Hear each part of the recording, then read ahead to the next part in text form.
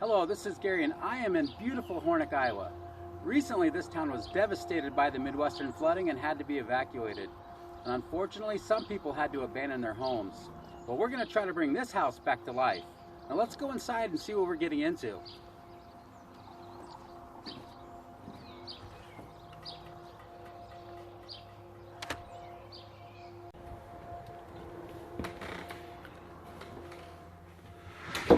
Alright, now we're inside. We're going to take a look around. Now I've already been here and I've kind of taken a look to see what we're going to be doing here. This is what the front of the house is looking like right now.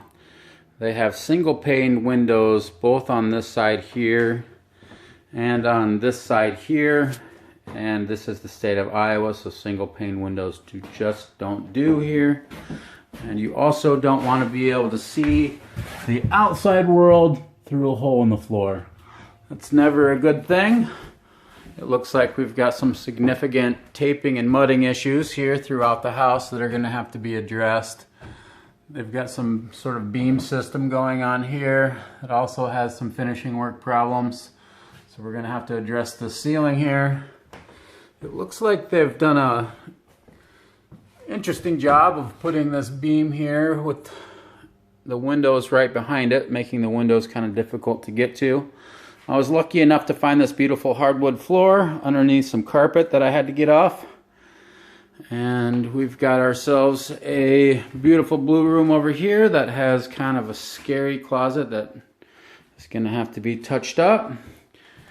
And we've got a nice window in the closet in case you're in the closet and want to peek out. And over here in the kitchen, it looks like they've had some settling.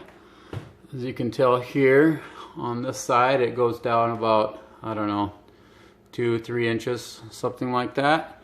And we'll go outside and I can show you why that is.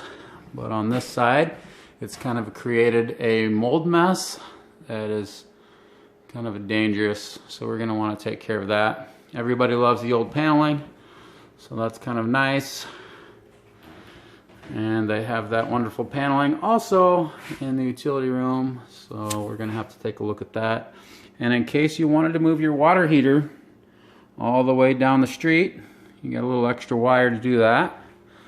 We're going to take these countertops and we're going to try to make them look like marble countertops using epoxy.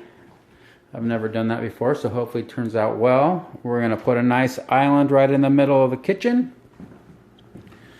I do kind of like this door here, and I think I'm going to try to find a way to repurpose the door. I just don't know how yet.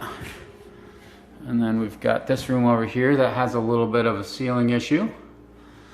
And if you want to get a little of exercise, you can walk all the way across the room and turn the lights on and off over here. They've got some wonderful kitchen and countertops in this room that we'll see about that.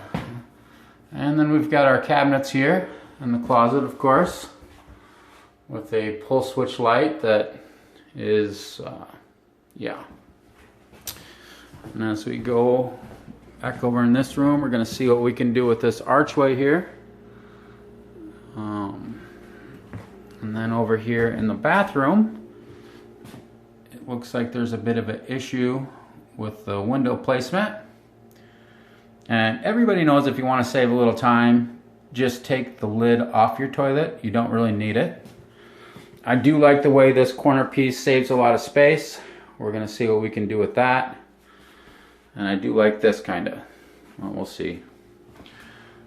And then over here we have the electrical panel that kind of looks like a nightmare, which is great if you like nightmares. So we got our work ahead of us here, and hopefully you're along for the ride. Take care and see you soon. Okay, as promised here, we're outside taking a look at the foundation here. And as you can see, it's probably never a good idea to use wood for a foundation because it doesn't really last with the weather. And I really do like how they use the coffee cans to try to keep the foundation up, but unfortunately the coffee cans and cement are also mixed with the wood, which just doesn't handle the weather. So that's probably why we're getting the falling kitchen addition. And we're gonna have to try to jack that up and see if we can get a nice solid foundation under there. And then of course they have this lovely front entertainment entry for their friends to come over and party on the patio. Cheers.